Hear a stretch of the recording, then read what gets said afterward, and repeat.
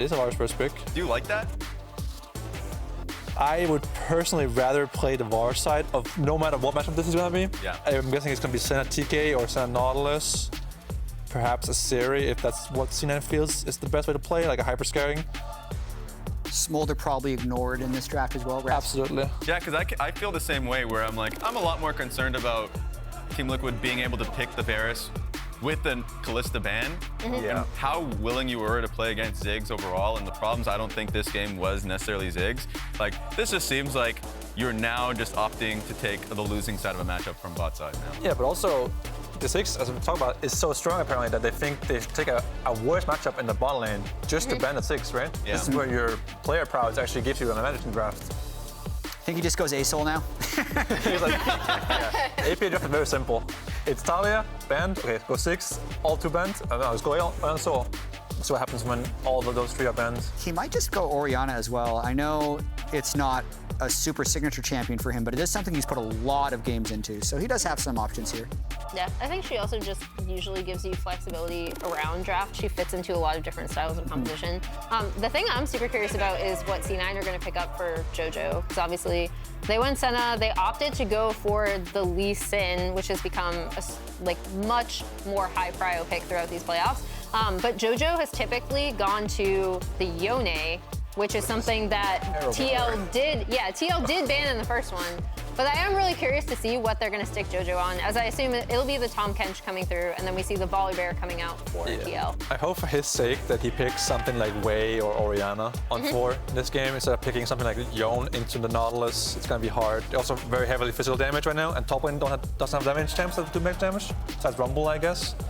Kenna isn't that viable anymore. It is a control mage. It's going to be very hard to get magic damage if you go Yeon. Yeah. So probably it's going to be an Orianna or a Hwei, and then I'm guessing TL will respond with the same champ. Maybe Azael Soul for them. Man, I bet they're wishing Azir was Yeah. available right now. Azir definitely favors some team that he's being banned. Like TL, for example, is probably happy that he's banned every game. Meanwhile, FlyQuest and C9 are face palming. They're so sad about it. I mean, we were all talking about Jensen being the one that was going to be the most harmed by the he's doing Azir, well. and he actually wasn't, because he's fallen back to Hwei and Karma and Talia really well. It's definitely been Karma JoJo for me, because he's been, in my eyes, the best Azir player throughout the split. Yeah. Whereas for Team Liquid, APA literally throughout the entire offseason was spamming Azir to be able to play him, and was still struggling in the first few weeks. So it's actually insane how much that has helped Team Liquid with the Azir ban. I also think it's super interesting with the Yone and the Aurelion Soul being banned already. Finally, we see the Cassante ban coming in. Like, a lot of times, it's like how much of a fiesta game 1 was mid. They were just ganking it 24/7. Yeah. And then also the randomness of what's happening in this draft, them both waiting for mid lane on 4-5, both getting additional bans thrown into mid lane.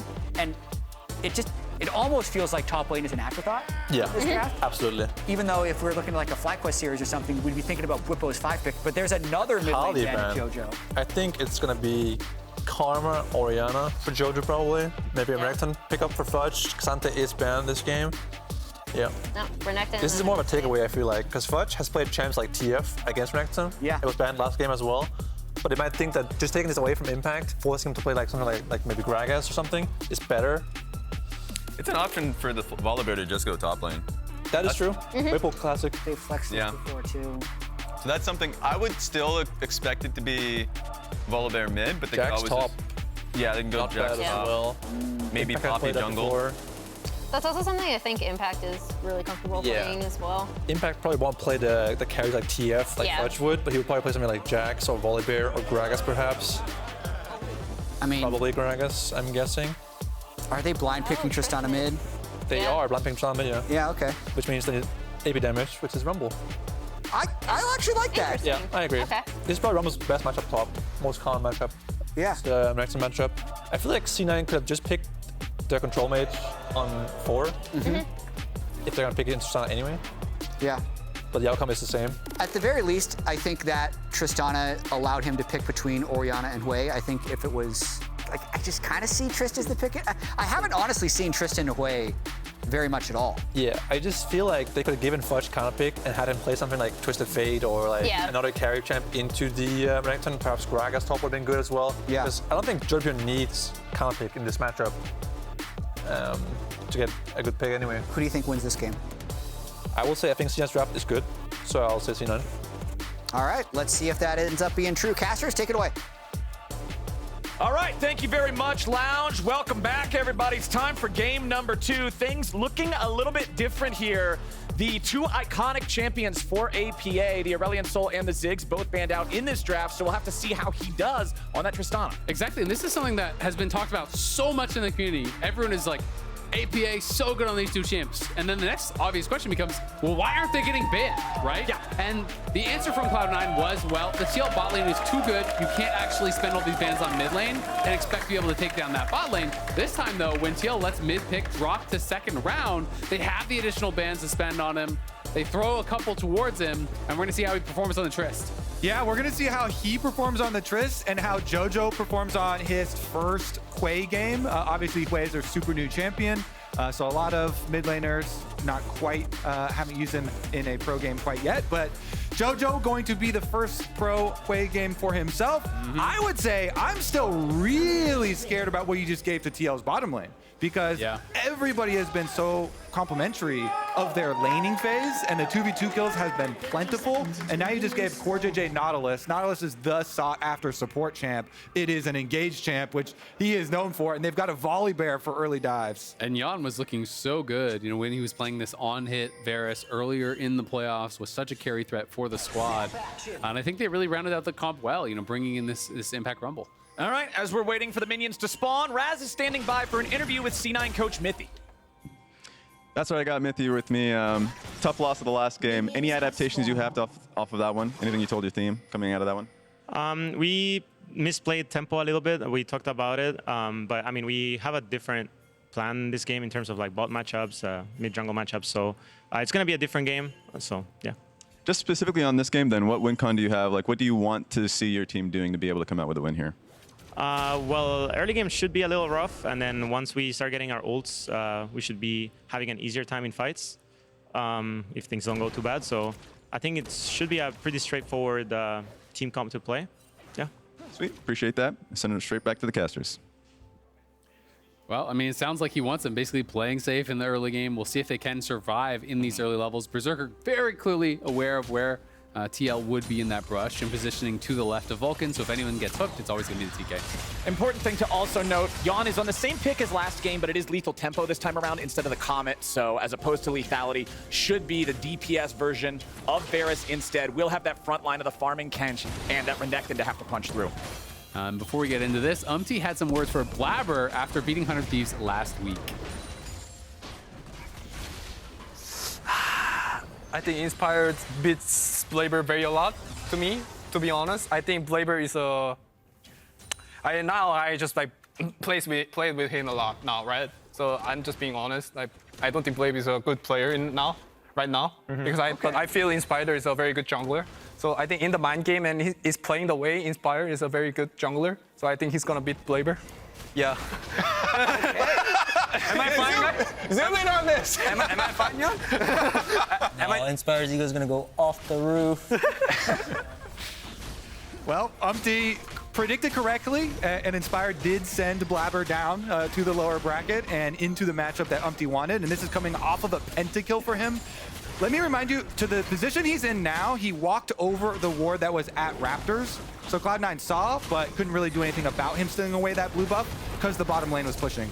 Oh, APA tried to flash in for that last auto attack. I think it would have killed Jojo, but now APA barely lives the level up, guaranteeing that no random minion aggro would kill him off. They both are so incredibly low on health here. They're both not willing to back away. Umti is hanging around off to the side. Blaber is doing the same. APA decides to head home. Oh yeah, and they both knew where junglers were because of the invade on the blue quadrant there, so they could go ham. Blaber comes over, helps him push out the wave, but now no flashes in mid lane. Well, let's keep this exciting mid lane battle going. That is kind of crazy. APA just was hard shoving, but actually missed a lot of farm while he's doing it because he's already down at CS. So his base is going to be quite a bit worse. Does end up just going with the call and the potion as he comes on back here. But that is a great start for Umti. Gets in, takes away 2 enemy camps, and loses none of his own in the exchange. We can see this one more time. Wants to get that final charge of that E, The backstep there kind of costed him, but he was trying to play on the turret range, because if he stepped forward a little bit too early, then flashes, then he'll take that second turret shot for sure. And then this E with the comment. 5 HP. What was it? 3 in the last first one? game. That is actually crazy. That's 2 kills he's missed out on by a grand combined total of 8 health. That is so tilting. To me, that is the #1 tilter for me when I'm playing League, is when you miss out on a kill by that much, and then you miss out on the next one by a little bit, and you're like, well, if I had that Amp Tome, I would have killed him for sure. Now you got to start questioning yourself too. You got to go for some all-ins later on. But turns out APA is just the calculator, so playing the line. Now I want to see more Volibear aggression. This is one of the things with the Volibears that we've been having. Umti actually is heading up to top side, whereas Blaber's already in Fog of War doing a lane gank on top side. So this could be a very good counter gank scenario. Yeah. All right. Blaber's going to show up first. They immediately go in for some burst on Impact, who flashes away towards Umti's direction. Remember, there's flash still available on Blaber and Fudge both. Umti looking for that lockup here. Hits Blaber. Sky Splitter's going to find him there. Chuck him down to about half of the Sonic Wave into the Resonating Strike. Impact just cooks up, man. Blaber. As soon as I hit him, I was like, no, he's going to do it, isn't he? Oh, my no. God, man. There ain't no way you take that. He has Ignite and he's about to overheat. No, his mind's telling him no. But his body was telling him yes. Now bot lane, it's Core and Yeon again, scrapping 2v2 against Vulcan and Berserker. Vulcan is low, but he's got the thick skin. Fudge going in after Impact. He manages to barely get the kill. Saved right there. Oh, C9 though, they're ready to continue the fight here in bottom lane. The 2v2 still ticking. Yeon has to get away. Berserker continuing to put the shots into Core. Yeon and Core both still with flash, but they've used their other summoners. Okay, all of the grubs here picked up in the aftermath too for Umti. Volibear annihilates those things. Bottom side, CoreJJ, nice little move here to block the skill shot and make sure that you can get your recall up for Yeon so he can get his critical boots upgrade. And that is a tough start for Blaber, though. You spend your flash on this play just to die. As they go for the initial play, good flash out from Impact, and then it's just the run. So Fudge is staying in range so he can get that safeguard back towards him. And when this Q hits, clearly he's trying to bend it around onto him, but he is close to overheating, and he has to Ignite. You just don't have that much damage early on. He gets close-ish. It's about 150. It looks like he was short. Yeah, the shield cooldown for Rumble is super short too. Yeah. So maybe he was thinking he just saw him use the shield to move up through the lane, but the cooldown's so short that Impact had it up. But Fudge saves his mental. I feel like this was the big save here, and it's even with taking a tower shot. Yeah. But he got the kill. I feel like if he had died there, that's toast. That would have been just a complete explosion. Yeah, that would actually be absolute disaster if he dies there. He lives. The Triumph is the only thing that actually kept him from not dying to the minions.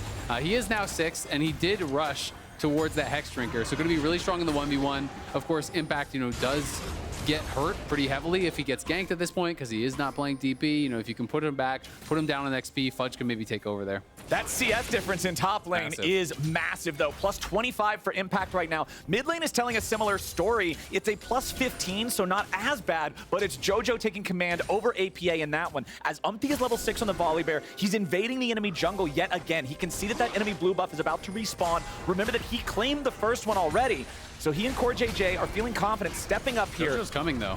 Jojo wants to rotate over. There's a massive wave crashing into the turret that is being denied to C9's bot lane now. Jojo wants to get these guys back in the XP range. Core engages. They're going after Berserker here as Umti flashes in. The Sky Splitter followed up with the ult, but they don't have the damage on Berserker just yet. Umti has to try to get back away. APA's made the rotation over to the fight now. Berserker still trying to disengage. CoreJJ soaking the damage of Vulcan and Jojo both. Core still trying to get out as Yeon kills off Berserker. Now C9 going back to the safety of the tier 1 turret as nobody on TL has died. Team Liquid, again, more coordinated and taking over the enemy jungle. I don't know how many times we can say it, but this new TL is so much better at playing aggressive. They're not even done yet. Yeon with the inside route. Yeon is making sure he's there on the flank, but now he's got to be careful. Sonic Wave, Resonating Strike, the Varus flashes back over the wall. Team Liquid has low HP on Core. They don't want to keep going forward just yet. CoreJJ is going to get caught. Dredgeline, the sacrificial lamb, and TL overstays their welcome. APA goofs the jump and has to flash over the wall to escape.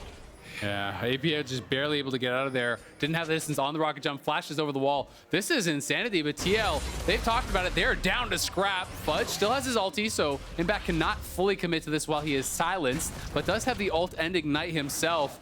The fallout of this looked like it was going to be so much worse because I thought JoJo was going to get zoned off all the minions and it was going to be this full wave, you know, collected by APA, and JoJo would lose his farm advantage as well. But at the end of the day, still really good stuff here from TL. Yeah, the original play, I really like the follow-up invades on blue side, but then sticking around was the greedy part there, where they wasted a bunch of extra time, and then you get the recalls coming out and the arrivals from Cloud9 members. So definitely an overstay from Team Liquid. Sometimes they get a little too hyped up on your let's fight everything, let's get as aggressive as possible. But the original play was intelligent. And Fudge there pops ulti in the bush. He was actually hoping the Impact was going to spend his spells on the wave, and then he was going to be able to jump on him and kill him. But Impact actually susses it out. He shoots an Electro Harpoon into the bush, hits him with it, tags him with the Comet, knows he's there, so the ulti ends up wasted. So this is going to be a freebie reset here for Impact. Gets the push, gets to come back. Core, though, could be in some trouble. Yeah, he tries to dredge line out, but it's a lot of burst coming out from C9. CoreJJ will burst to the Spiraling Despair, and Jojo gets his second kill of the game. And the part I want to highlight there is not how they pulled off the actual kill, but how they got there.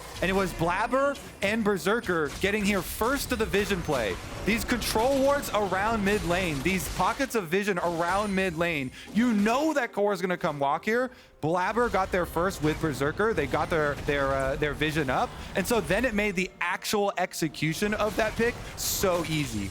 At the end of the day, though, you killed the support. That's cool, but he got 6 scrubs. I'd way rather actually have those 3 extra grubs in this situation than that 1 support kill where you spent the Lee Sin kick as well. They do get it. We have to find out, can they get more here, though? They're going to look for Yeon. Dive coming in alongside the TP. Yeon's the target for Blaber. As the Senna ulti flies over the top and Yeon hits the dirt. The dive continues, but Vulcan's gonna drop as APA reinforces. C9 still seeing what they might be able to find here in a 3v2. CoreJJ tanking him up as long as he can. Jojo goes for the crushing maw. He finds a little bit of CC, but not enough damage. APA and Core dancing around the molten fissure as Berserker and Blaber are still looking for their chance to re-enter. Jojo goes on a killing spree, and APA is alone in the dark. Berserker gets the kill, and C9's up 6-3. Again, another instance of He's seen on the ward, though. He can actually E him and stop this. Oh. Yeah, he was able to walk away, but another instance of using enemy time while you know they're going for grubs for a bottom side play. We'll see if that's gonna end up being enough to actual snowball, but look at this. 3 kills for Jojo. The Hwei being fed is massive. This thing scales so incredibly well for teamfights. Yeah. So much long range and AoE damage. It is going to be at the cost of another objective, though. So not only all those grubs, but now you get the dragon in the reset there for Umti. He was able to chase Blaber and stop the recall like you're talking about. So that delays your tempo. And so Blaber is now going to be late to the next play, but Berserker is early. Fudge trying to slice and dice forward, commits the flash to lock down Impact, who flashes away so Berserker can't get the follow-up lockdown. Team Liquid's top laner survives while his team takes the Drake on the other side of the map. I really want to see how Impact plays throughout the mid game and the late game on this pick as well. He's had some really good early games on the Rumble. There was one in particular where he got monstrously fed. Ended up falling behind, though, because he spent so much time grouping, so much time playing for the team, which really is the way he generally plays the game.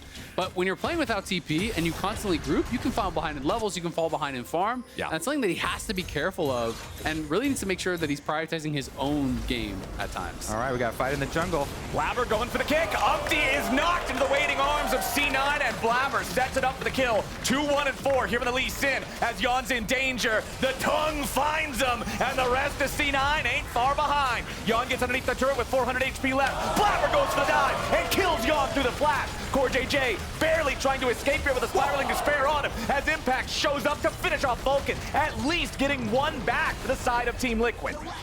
Jojo poking around, and Blaber keeps hitting these Qs under tower.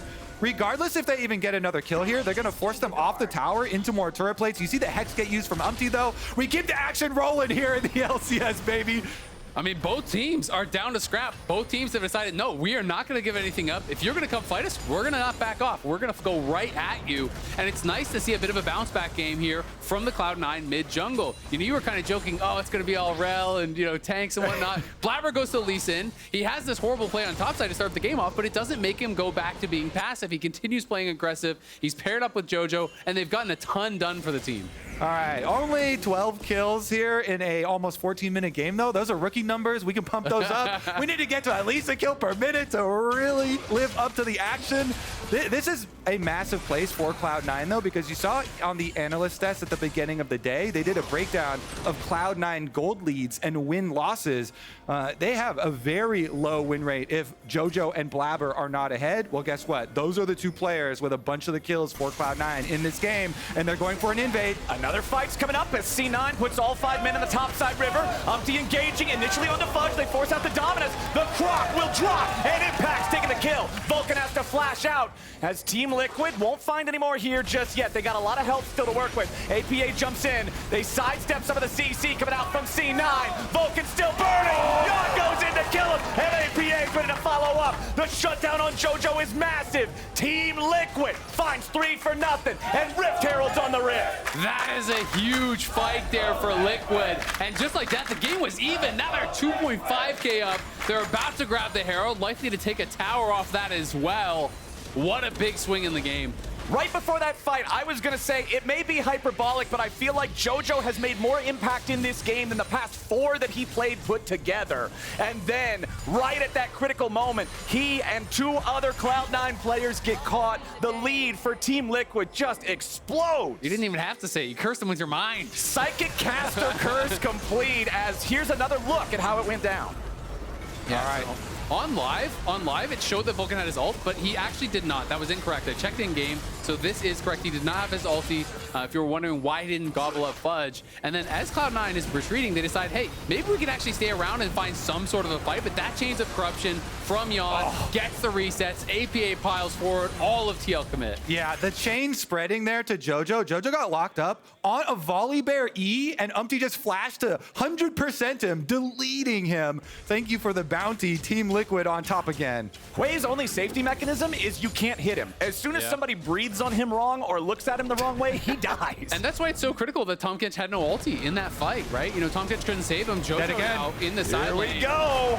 Volibear ulti turns off the turret. Jojo's staying alive for now, but APA is ready to hop, skip, and jump his way to another kill. It will be a 1-for-1 trade, but APA's got to try to get away now. Berserker and Fudge and Blaber all collapsing. The play will ultimately favor C9. Yeah, interesting here too, because this is 30 seconds ahead of Dragon, so that very well could set them up for an objective on top of it. This one case, a little bit of an over chase from Team Liquid under the tower to make sure that they get Jojo, and he does use his flash this time around, so Fudge gets to stick around with the pushing lane on top side, finish up the outer top turret here, and they get to use Hex Skates to get over to Dragon Spawn first if they actually want to go for it. Yeah, we'll see, you know, if TL's going to try to go out there, because APA will have TP, Fudge will have no TP and no ulti, so the Renekton definitely a lot weaker than the Rumble in this upcoming fight if they're going to scrap for it. Cloud9 do have Prio to start it up first here, but we'll see. TL have time to get out there and try to fight it if they want. At least it's still a big advantage to get there first and get a Scuttle Crab. Scuttle Crab vision actually helps a lot for those. Actually, it looks like the spawn was wrong on it. We get a ward down here instead, and Impact gonna walk his way in. APA, as you said, he's got teleport, so Tristana can quickly push on top side and time advantage to TL. And this gets so awkward because now Jojo has to be the one to actually answer him, but he's on the opposite side of the map. So I think TL is just gonna play through sides. They play this mid game really, really well with APA. If Fudge shows up there, APA just backs off and you get a free Dragon because he can actually answer with the TP and then it'd be a 5v4. So Cloud9, just based on the positioning of the map, basically have to give up this Dragon for free just because APA showed top and they didn't have the right man there to answer.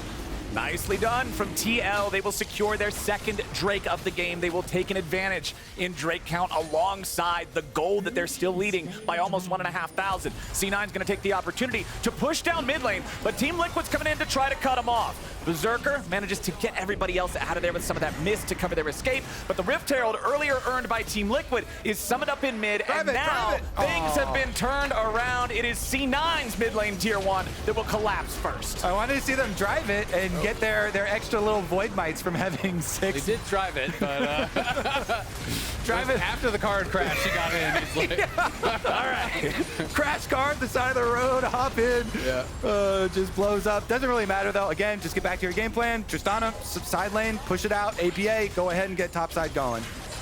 Yeah, and you look over at Impact. He is super fed this game. He's kept up his farm. He's got 4 kills. He's pretty much even with where Fudge is on farm, but Fudge is pushing bot. They're going to be able to trade a tower back. The question is, does Fudge die for this? Because he has no TP to get out, and a lot of TL members are coming in. I wonder if he just executes knowing he's going to die, but it's too late for that now. even. Yeah, you can't execute at this point. Fudge trying to stand and fight for as long as he can, but 1v2, I don't think it's happening. Sky Splitter's not going to find him. They at least force the ulti out of Umti's Volibear, but Impact goes on a rampage. That's his 5th kill of the game. So let's look at where the members were when Fudge pushed all the way up to here, though, for Cloud9. He had 2 members in base, and then the other 2 members were here defending tower. So that one definitely a pretty big blunder as far as your map-wide pressure. He does go down, and it was kind of easy for TL to trap him there. Meanwhile, the only other thing like the rest of your team can do really is push out a couple waves, and those minions are going to get easily caught by TL anyway. I guess I will say, he gets the 2 ults out, he gets a tower, he gives it's kind of life for a tower, and there's no objectives really on the map. So maybe his thought process is, if they don't come, I get this freebie. If they do come, at worst, it's kind of a trade, and there's nothing they can capitalize on the map. Getting the outer tower, that took a couple seconds, but getting the next wave and pushing again is what got him killed. So, a little bit rough. Okay, right now it's still about a 2,500 gold lead for TL.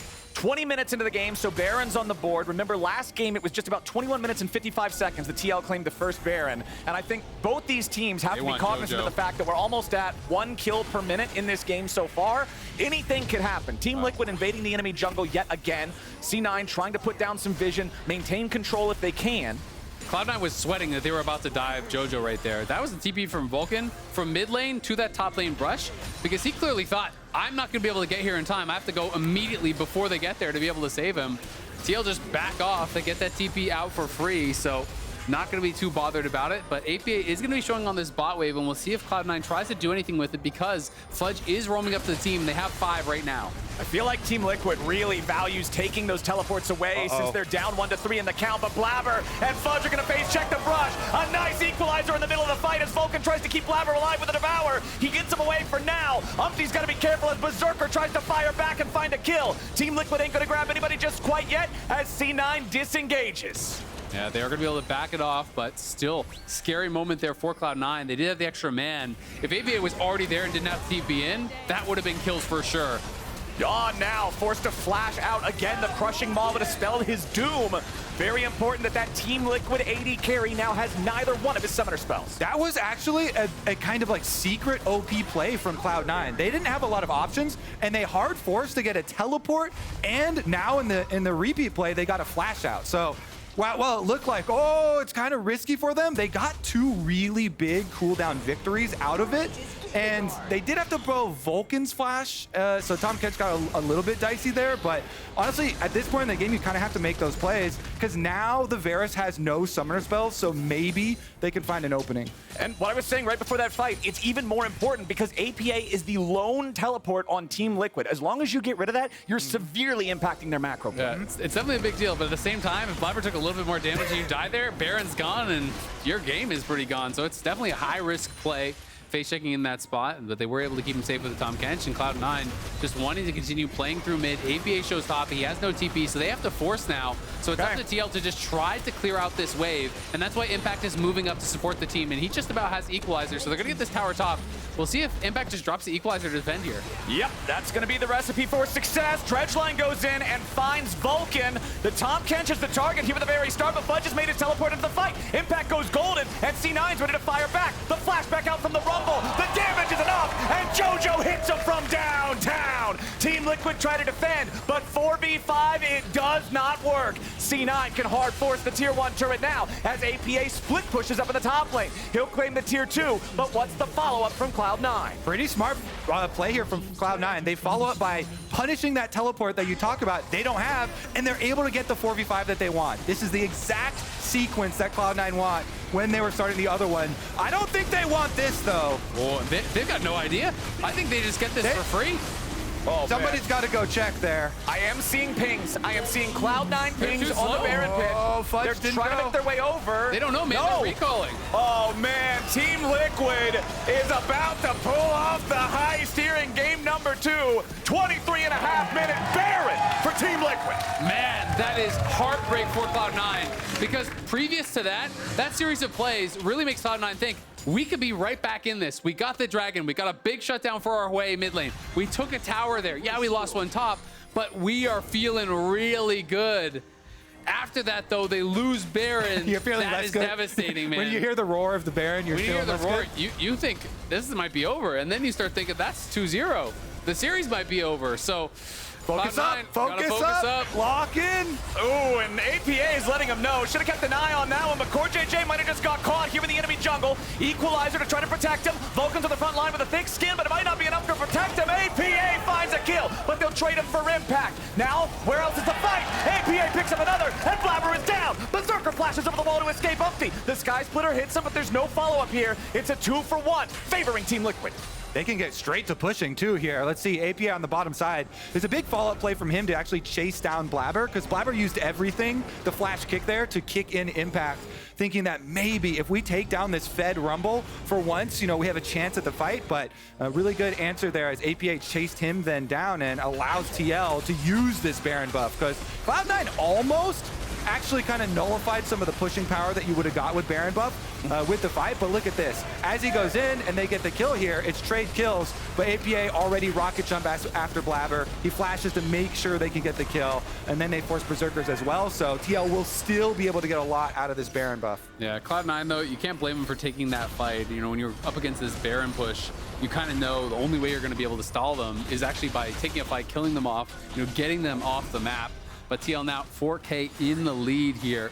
They do have impact down on bot side, so again, that is always going to be that opportunity for Cloud9 if they find one, knowing he cannot join. They have to play really well around their globals, use that TP advantage to try to create some sort of a window where they can maybe find a big play from Blaber, because really, he's the only kind of big X-Factor champion, it feels like, on this team. Yeah, I mean, you've got the defensive power, the range of Senna and of Hwei, but neither one of them just does the, oh my God, he did it type of moment. So Team Liquid currently firmly in the driver's seat. Sometimes when I see the Hwei explosion combos with the ultimate and the giant circle coming down, I'm like, oh my God. I just type Riot in all caps in the chat. He did it about my teammates, but not in a good way. So really, when you think about it, you can do it on any champ. Yeah, there you go. All right, Team Liquid invading this bot side jungle again. Umti really likes this enemy blue side jungle. He is hanging out here all the time. I gotta say, Umti's improvement on Volibear has been really, really big. This time around was so much better. Staying super aggressive with it, going for bottom side of the map camp. Remember how many times he camped down here and got them pushing and got the super early tower for TL? Yep. Really big reason why they're in the mid game that they are in right now. And it's an easy 4-1 split push. The teleport on APA is back and available, so he can explode top lane minions while the rest of the team tries to just kind of safely keep up their pressure on bottom side. You always kite a little bit back as soon as Cloud9 members move up and just buy APA more time on top. Kobe, I really respect your dedication to Volibear. I can always trust your academic levels of knowledge on this champion, on who's performing and not, as APA tries to escape from Jojo. Blaber's coming, so this Hwei can do a lot of damage, but he's got to hit the damn spells. Jojo loses half HP there. APA knows somebody else has got to be on the way. Jojo still chasing. APA rocket jumps in. The fear hits APA, and Blaber takes him down.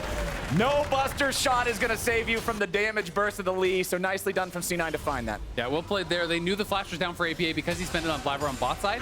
It cost them more than they wanted. They would have loved to get out of this without spending Jojo's flash, but because some of these skills missed early on, it did have to be forced. But at the end of the day, they do get that shutdown, and that is a pretty big one here. I opened up all chat during that little 1v1 between APA and JoJo's just to see if they were gonna say anything, like actually mid-fight. Mechanics. During the, as he missed 2 skill shots, but since APA died, no chat from their side. Yeah, exactly. And Cloud9 are losing, so no chat from JoJo's side. I've gotta say though, this position, I love playing a lot of Tristana mid. When you're looking over at the other side, everyone is kind of paper. I mean, Vulcan's building a bit of armor, but he's so far behind, you don't really care. Right. He's already got the LDR. He's working on his 4th item. And then you look at Renekton, he's got no defensive stats. He has a Mana Eclipse. Like, this guy is paper as well. And the Lee Sin is also very squishy, so if he can free fire, it's his game to win. All right, welcome to the NA Ram. 5 players staring down 5 other players in the mid lane. Dredgeline goes off as the equalizer is just cooking Berserker.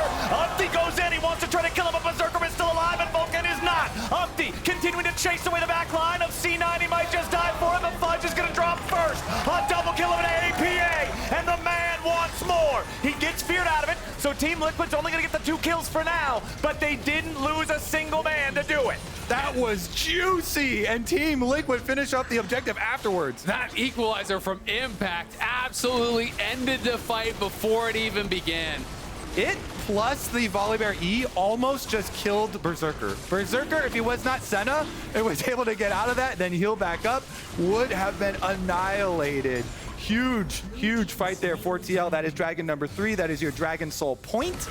Next one will be Dragon Soul, and here's another look at it. Just look at Berserker right now, by the way, because it is going to be painful. You see the Volibear E and the Rumble Ultimate taking him down, and then Volibear jumps in to try and finish it off.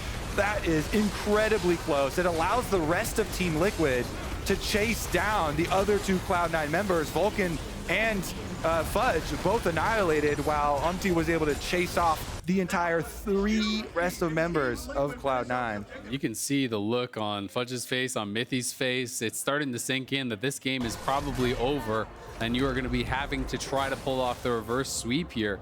As that equalizer, cooked up Berserker, but also Jojo was down about 20%. Blaber was maybe 30 or 40%. Like, the fight is just done just like that. And Impact's having a hell of a game on the Rumble.